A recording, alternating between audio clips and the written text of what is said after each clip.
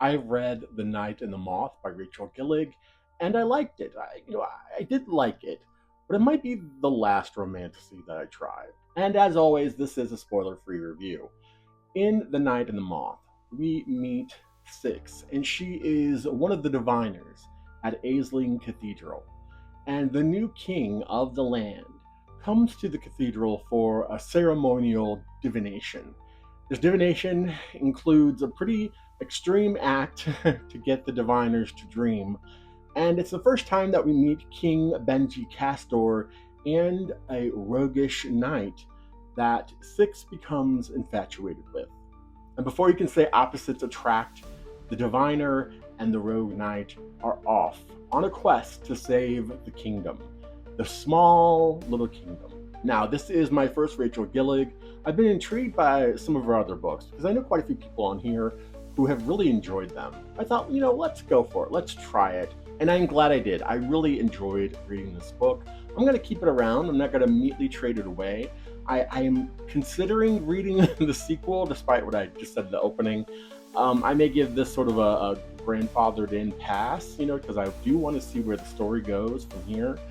But I did kind of run up against some issues that I think have been prevalent in a lot of the romantasy that I've read so far.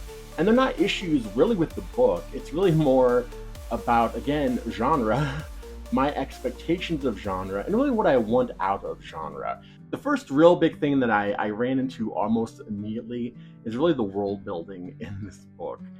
And, world building is something I think that gets a little overblown when we talk about it in book social spaces. Like, there are amazing books that don't have elaborate world building or even particularly good world building. But I will say, when I first opened the map in this book, I was just like, what? It's like the place names were kind of just sort of grating on me, although it's a very pretty map, Stonewater Kingdom. And that is utterly, utterly subjective. But it just was like kind of a red flag. And then as we got into the book itself, I had very mixed feelings. On one hand, I really liked the character writing here for the most part.